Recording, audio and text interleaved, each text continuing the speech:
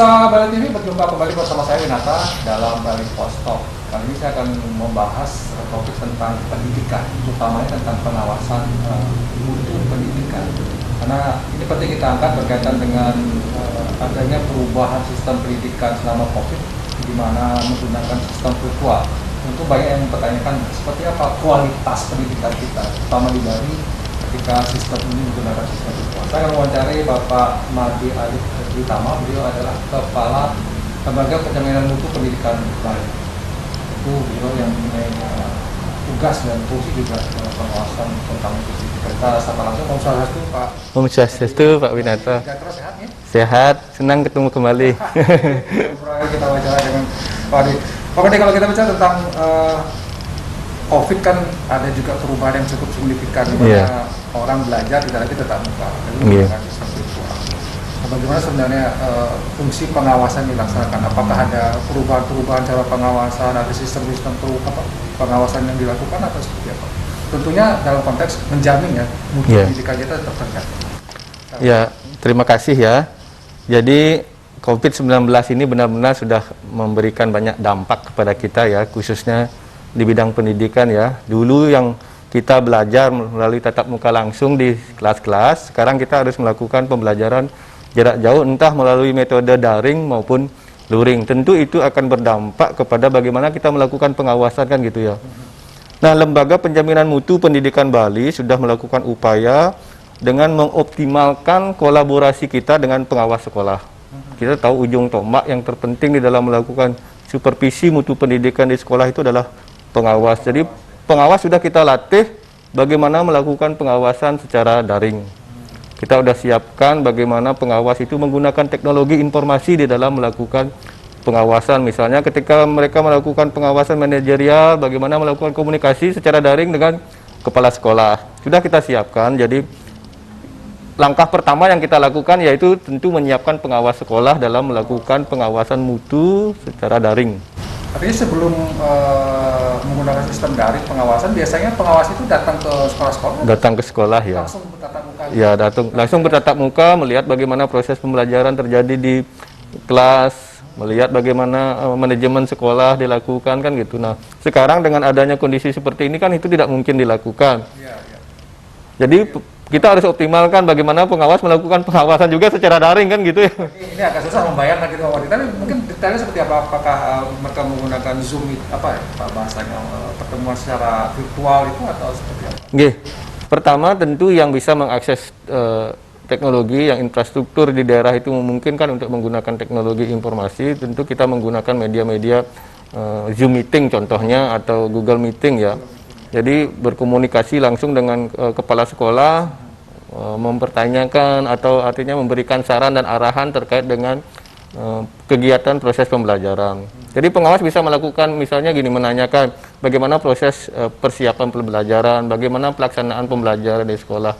Itu bisa dilakukan dengan metode tatap muka melalui media online itu. Jadi memang ada perubahan. Nah, sementara kalau misalnya pengawas sudah diberikan semacam bimbingan lah. Bagaimana dengan pengajarnya sendiri? Apakah lembaga LPMP juga mempunyai tanggung jawab tidak untuk bagaimana memberikan misalnya guru-guru begini loh cara misalnya mengajarkan secara daring supaya mutunya tetap sama lah seperti mereka bertatap muka? Ya. Ada nggak perubahan? Betul ya. Jadi ada dua hal penting ya. Dari sisi supervisi pengawas sekolah sudah kita siapkan. Nah, bagaimana dengan guru atau pendidiknya? Nah, pendidik juga sudah kita lakukan pelatihan bagaimana menggunakan teknologi informasi di dalam pembelajaran jarak jauh sekarang. Kita sudah mengadakan beberapa kali kegiatan ya, mengundang guru secara open, jadi silahkan bisa mendaftar siapa saja. Kita sekarang juga melakukan pendampingan untuk beberapa sekolah melalui sekolah binaan LPMP ya. Jadi kita sudah siapkan guru-guru. Kita sudah melakukan beberapa kali kegiatan untuk menyiapkan guru sehingga bisa melakukan pembelajaran jarak jauh baik dengan metode daring maupun dengan metode luring. Karena tidak semua daerah bisa melakukan metode daring. Ada beberapa daerah yang harus menggunakan metode luring. Jadi kita sudah siapkan gurunya juga udah kita latih ya. Tapi mungkin memang kita belum bisa menjangkau semuanya ya karena keterbatasan waktu dan kemampuan, tapi kita terus upayakan ini. Kita punya program sampai dengan bulan Desember ya, dan akan terus kita upayakan bagaimana supaya guru kita ini siap melakukan pembelajaran jarak jauh. Kendala-kendalanya selain infrastruktur misalnya karena internet dan segala macam, ada tidak kendala-kendala SDM-nya misalnya yang sudah usia lanjut, jadi agak susah untuk beradaptasi dengan teknologi misalnya, gimana ya. Kendala di lapangan? Memang ya, dari sisi pertama kendala tadi itu ya infrastruktur kita ya, ada beberapa daerah yang dari sisi kecepatan internet tidak begitu memadai ya. Bali masih ada ya? Masih ada beberapa daerah yang kecepatan, artinya ada gangguan internet lah, lambat atau tidak bisa diakses secara cepat, itu juga merupakan gangguan. Kalau apakah semua bisa terjangkau internet di Bali? Tidak semua ya. Ada beberapa daerah yang tetap harus menggunakan metode luring ya. Artinya tidak. Kalau menggunakan pertama mungkin karena luring itu dilakukan mungkin karena dari sisi kesiapan orang tua menyiapkan fasilitas misalnya ya. Tidak ada handphone di rumah gitu kan, itu juga kendala ya. Tidak ada laptop di rumah. Mungkin sekolahnya ada HP, ada laptop, ada sarana, tapi di rumah tidak ada. Jadi tetap harus dilakukan metode luring karena kita harus menyesuaikan dengan kondisi pembelajar kita. Apa yang mereka siap, kalau mereka tidak siap dengan daring, kita paksakan daring kan tidak percuma juga ya. Tapi pemerintah sudah melakukan antisipasi dengan siaran televisi misalnya ya. Itu salah satu cara untuk mengakses mereka-mereka yang tidak terjangkau dengan internet atau teknologi informasi tadi itu ya. Jadi tadi ada kendala juga, misalnya di SDM, guru-guru yang tidak adaptif dengan teknologi ada juga. Nah, satu hal, kalau saya melihat sisi positifnya ya, sisi positif dengan adanya COVID-19 ini, guru kita itu sangat cepat beralih ke teknologi. Saya bayangkan kalau tidak ada COVID ini, pembelajaran berbasis online ini ya, di era sekarang ini, yang katanya industri 4.0 ini ya, itu mungkin baru akan kita capai 3, 4, atau 5 tahun lagi ya. Tapi dengan COVID ini, kecepatan guru kita belajar itu luar biasa ya. Jadi sekarang dalam jangka waktu 3 bulan ini, mereka sudah bisa menggunakan media daring dalam proses pembelajaran. Entah itu rumah belajar ya, rumah belajar, Google Classroom, menggunakan Zoom Meeting, Google Meeting, itu sudah fasih. Jadi sisi positifnya itu saya lihat, jadi kecepatan guru kita belajar itu luar biasa. Yang kedua, memang ada beberapa kendala teknis ya, di lapangan itu. Kita bantu terus guru-guru kita. Terutama guru-guru yang memang selama ini jarang menyentuh teknologi ya. Jangankan teknologi, pegang laptop aja mungkin tidak pernah. Nah itu kita upayakan pendampingan secara ini. Kita punya kerjasama dengan Duta Rumah Belajar.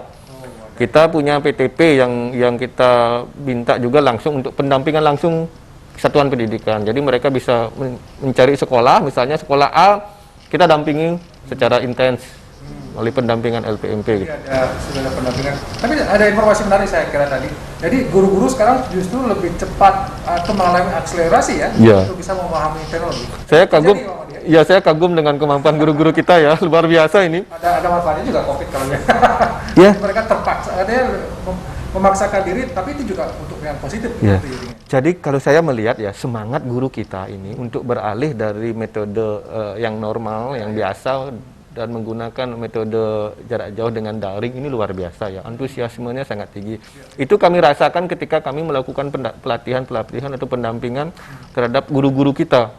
Mereka sangat luar biasa antusiasmenya untuk ikut ya. Kadang-kadang kita menggunakan Google Classroom atau rumah belajar itu ya, pembelajaran itu harusnya berakhir jam 4 sore gitu ya, tapi guru kita masih aktif sampai jam 10 malam. Mereka mari berdiskusi gitu ya, bertanya kepada narasumber, kan itu menunjukkan bahwa mereka antusias sekali dengan metode baru ini gitu kan.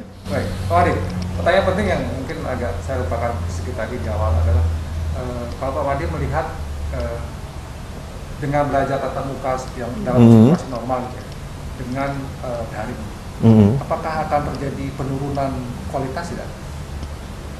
Mana lebih baik itu kalau kita mau membandingkan, mungkin tidak apple to apple sih, tapi Pak Wadi melihat sebagai sudah lama ya katakanlah di lembaga pendidikan, apakah sangat berisiko sekali sistem pendidikan daring ini menurunkan kualitas pendidikan?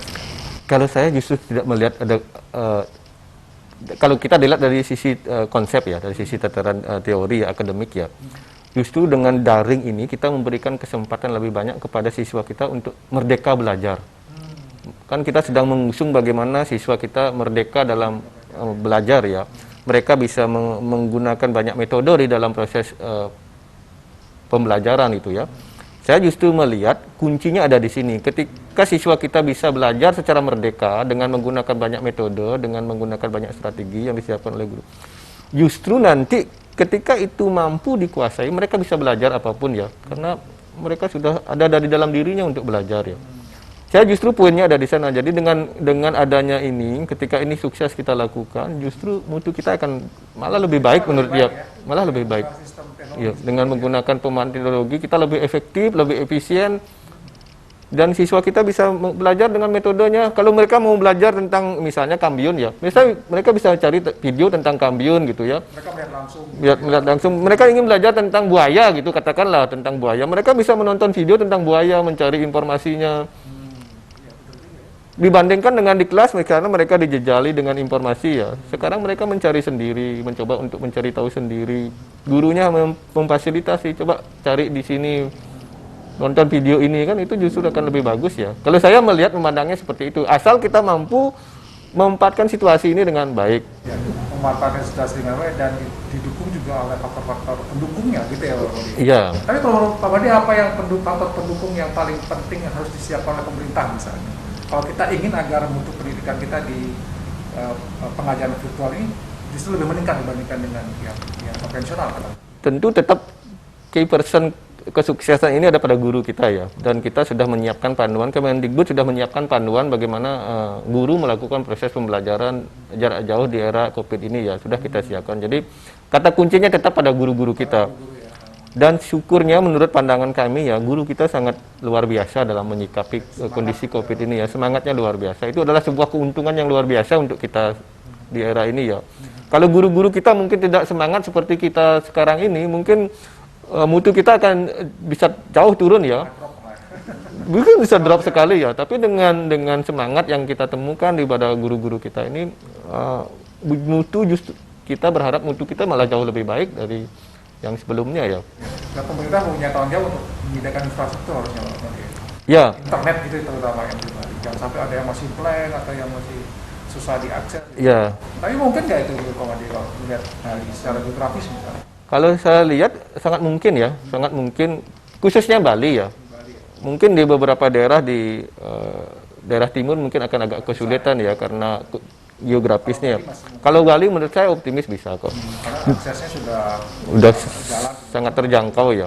Di samping itu gini, pemerintah juga menyiapkan dana BOS kan ya Pak Winata ya. Dana BOS itu bisa dipakai untuk membeli kuota untuk guru-guru kita, bahkan untuk siswa ya. Jadi dengan itu saya kira akses kepada internet tidaklah terlalu sulit ya.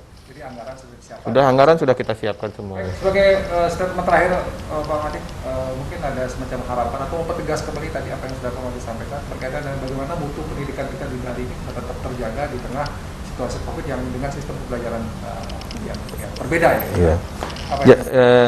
Kita memang menghadapi tantangan ya COVID-19 ini, di mana kita harus melakukan pembelajaran jarak jauh, tidak seperti biasanya melakukan tatap muka langsung. Tapi saya percaya jika semangat guru-guru kita seperti sekarang ini, semangat untuk melakukan proses dengan baik ini bisa kita jaga terus, saya yakin mutu kita akan meningkat luar biasa ya. Jadi harapan saya kepada guru-guru kita semua, kepada orang tua, mari kita berkolaborasi, bersemangat untuk peningkatan mutu demi anak-anak kita yang sangat kita cintai. Baik. Terima kasih Pak Madi. Terima kasih Pak.